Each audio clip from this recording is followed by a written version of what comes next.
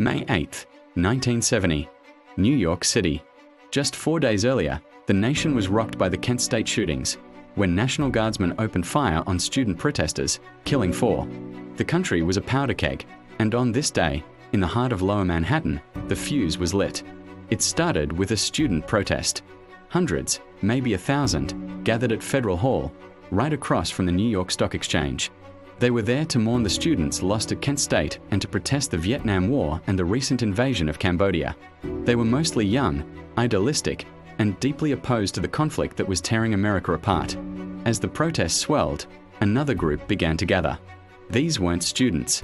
They were construction workers, men building the World Trade Center, lunch pails in hand, American flag pins on their hard hats.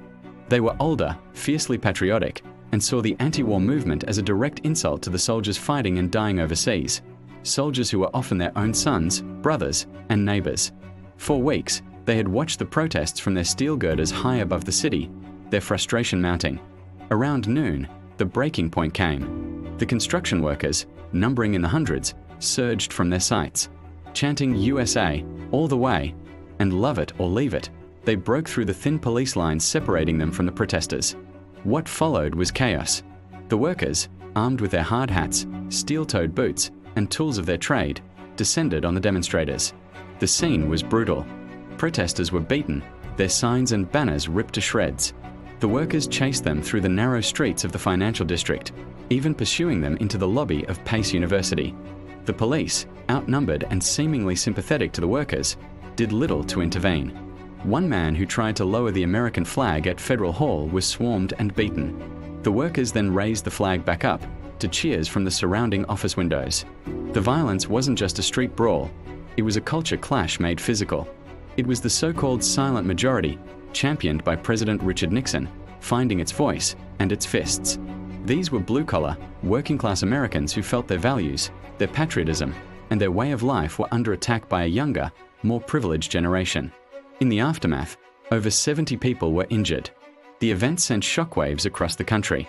It wasn't just hippies versus the establishment anymore. It was working-class America versus the anti-war movement. The Hard Hat Riot became a powerful political symbol. President Nixon saw an opportunity. He understood the deep resentment felt by many working-class voters. Just a few weeks after the riot, he invited the construction union leaders to the White House. They presented him with his own hard hat, inscribed with Commander-in-Chief. It was a masterful piece of political theater. Nixon had successfully framed the conflict not as pro-war versus anti-war, but as patriotic workers versus un-American protesters. This helped solidify his Southern strategy and his appeal to a new coalition of voters that would reshape American politics for decades to come. The Hard Hat Riot of 1970 was more than just a riot. It was a violent, visceral snapshot of a nation at war with itself. It laid bare the deep divisions in American society, divisions over war, class, and culture that we can still see echoing in our world today. It was the moment when the hard hat became a political statement, and the streets of New York became a battleground for the very soul of the country. Thanks for watching. If you found this piece of history interesting, please hit that like button, and subscribe for more deep dives into the events that shaped our world. See you next time.